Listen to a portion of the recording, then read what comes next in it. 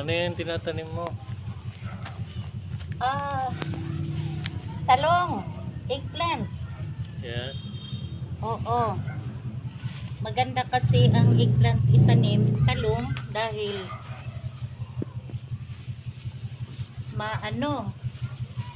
matagal ang buhay ng talong. Aabutin ng, kung aalagaan mo siya, aabot siya ng 10 years.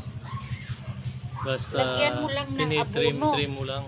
Ha? Tinitrim mo lang. Oo. Basta yung mga sanga ay laging lagi mo lang siyang puputulin kapag matanda na, tapos uusbong siyang muli. Kailangang may bato. Para hindi rin yung mga lupa. No, para hindi para hindi lalabas yung mga lupa niya. Kailangan paikutan ng bato. So malaki na itong talong na ito. Yung katabi niya nandoon sa taas. Itong dalawang ito. Kinain ng uod. Pero okay na naman na. Nakasurvive naman. Kinain ng uod. Yan nga, Ito, meron pa palang isa rito. Where? Ito, talong din to. Bagong tanim mo lang. So tatlong tinanim mo ngayon. Hindi, yan. Matagal na yan. Nung nakaraang pa yung araw. Hindi ko dala yung pangbomba ko eh. Mayroon kasing dito. So itong talong na ito, Sipag-sipag lang. kahapon pa. Ito ang aming garden. Mayroong mga gabi, mayroong kamyas. Ano to, alagbati? Siya? Ito, marami tayong mga... Naubos ang tanim dahil sa mainit. Ito, nag-uumpisa ng tumubo, magbunga itong kamyas. Ayan, Namumulaklak na naman siya. Ayan, daming bulaklak. After 1 week siguro, marami na naman ito. Oo. Kasi nung tag-init, medyo ngayon umuulan na. Nag-uumpisa na rito, may mga maliliit na. Yeah. Ayan. Ilagay natin yung usbong. Nagtatanim kami kasi mayroon pa kaming bakanting lupa dito sa likuran ng bahay namin. Ito, may mga sili rito. Yeah. Ito, siling labuyo. Yan. Kaya lang kasi pag nahihinog na siya, Kinakain ng ibon. Kinakain siya ng ibon eh. Kaya, yun. Ito ang aming saluyot.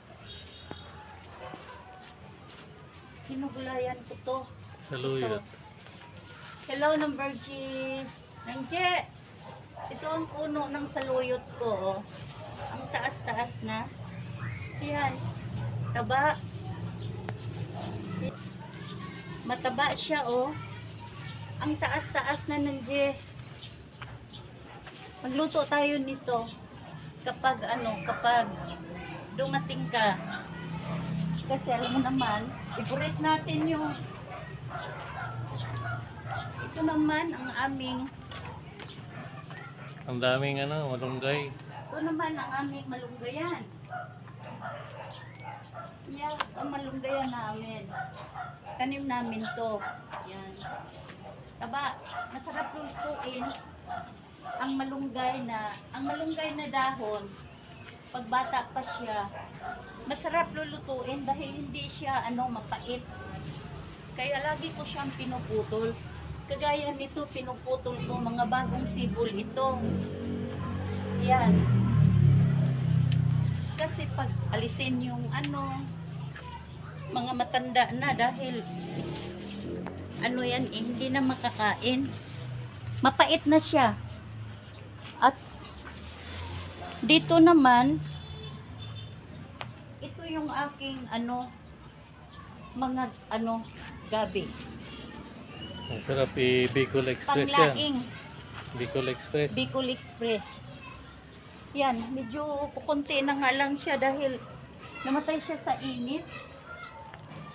Ito kaya nilinis namin yung garden namin.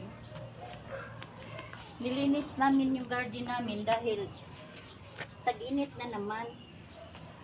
Ito yung aking talbos ng kamote. Musbong na naman siya dahil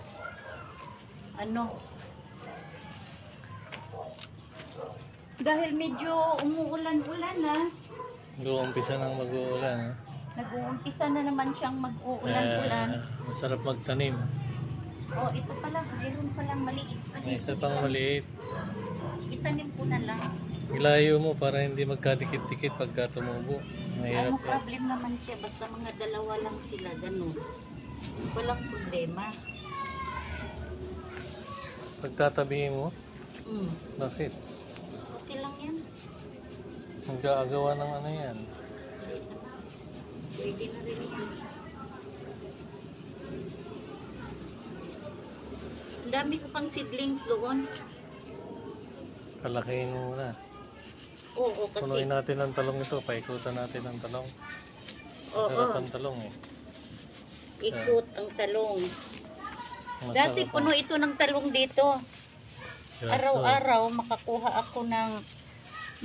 ako ng talong ko ng mga 5 kilos, 10 kilos. Hindi ko naman binibinta. Binibigay ko lang sa mga kapitbahay ko. Yung mga pananim ko dito, yun, panggastos namin at sinishare ko rin sa mga kapitbahay. Kasi blessing yun. Kaya dapat i-share natin ang mga blessings natin galing kay God. Umabot siya. Dati nagtanim ako dito ng mga talong. Umabot siya ng mga 6 years. Noong na-busy kami, kasi may pinapagawa kami, nagpaparepair, namatay sila. Namatay ang mga talong ko. Kaya,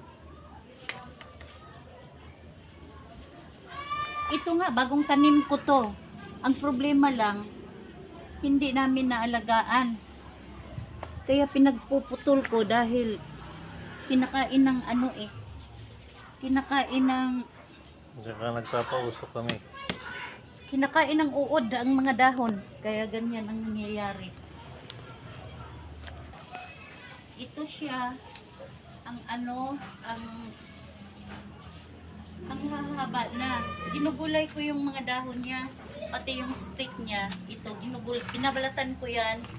Pati yung mga dahon, kahit ganito na, hindi yung batang-bata na dahon. Then, ginagawa kong laing. Kasi masarap itong dahon at saka yung stick ng gabi. Masarap yan siya, balatan lang. Babalatan lang natin yan, din puputulin. Pag naluto na yan, parang talong din siya dahil hindi makati ang dahon ng ng gabi na to. Kaya yan ang ginagawa ko. Ito naman, nakita nyo, ang laki. Hindi naman ito may laman ito. Yung laman niya, yun ang nakakain. Sige, Parang, mag-harvest ka. hindi, nasa sa sweet. Ito siya, ganito kalalaki. Aywan ko, may laman na siguro ito. Laman Yung na. tinatawag sa amin ay misol. Aywan ko lang, ang tawag dito sa Manila. Ayan. Okay guys, thank you so much and wait for another video. Bye. Bye. Subscribe.